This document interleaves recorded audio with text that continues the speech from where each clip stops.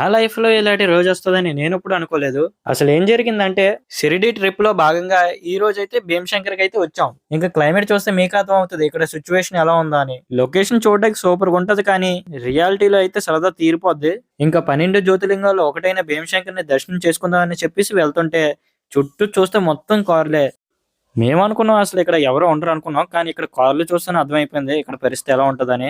ఇంక ఇక్కడ local bus వచ్చేదాకా వెయిట్ చేసాం. ఇంకా బస్సు రాగానే మినీ యుద్ధమే చేసాం ఆ బస్సు ఎక్కడానికి. కానీ ఎక్కినంత సేపు పట్టలేదు దిగడానికి. ఫైనల్ గా మనమైతే టెంపుల్ దగ్గరికి అయితే వచ్చాం. కానీ టెంపుల్ దగ్గరకు వచ్చిన తర్వాత బొమ్మ ఇడిపోయింది అనమాట. ఎందుకంటే కొన్ని కిలోమీటర్ల దాకా లైన్ అయితే ఉంది. అది సరిపోదు అన్నట్టు క్లైమేట్ కూడా చాలా దారుణంగా ఉంది. ఆ శివయ్యని దర్శనం చేసుకుందామని ఎంతో దూరం నుండి ఎన్నో వేల మంది భక్తులు ఈ భీమశంకర్కి అయితే వస్తారు. కానీ ఇక్కడ పరిస్థితుల గురించి ఎవరికి తెలియదు. కానీ ఇక్కడ ఎంత దారుణం అంటే 8 గంటల దాకా వర్షం పడుతున్న లైన్ లోనే నించొని వాటర్ కానీ ఫుడ్ కానీ ఫ్రీగా ఏది సర్వ్ చేయరు. అలాగే ఇక్కడ వాష్రూమ్స్ కూడా ఏమీ ఉండవు. కేవలం ఆ లైన్ లో కనీసం 8 గంటలైనా నించుంటాను కానీ దర్శనం అవదు. పోనీ ఈ రోజు ఈ గుడి ఖాళీ లేదేమో అనుకుంటే అక్కడ అడిగితే అసలు ఈ గుడి ఎప్పుడు ఖాళీ ఉండదంట. జనాలతో ఎప్పుడు ఇలాగే ఉంటదంట. ఫైనల్ గా దర్శనం అయితే చాలా బాగా జరిగింది. అలాగే ప్రతి ఒక్కరూ ఆరోగ్యంగా ఆనందంగా ఉండాలని కోరుకుంటూ మీరు కానీ మీ ఫ్యామిలీ మెంబర్స్ తో ఇలాంటి జ్యోతిర్లింగాలు అయ్యి దర్శనం చేసుకోవడానికి వెళ్ళేటప్పుడు ఖచ్చితంగా వెదర్ రిపోర్ట్ అది చెక్ చేసుకుని అక్కడ ప్రెసెంట్ సిచ్యువేషన్స్ అయ్యి చెక్ చేసుకుని వెళ్ళాలని మనస్ఫూర్తిగా కోరుకుంటున్నాను.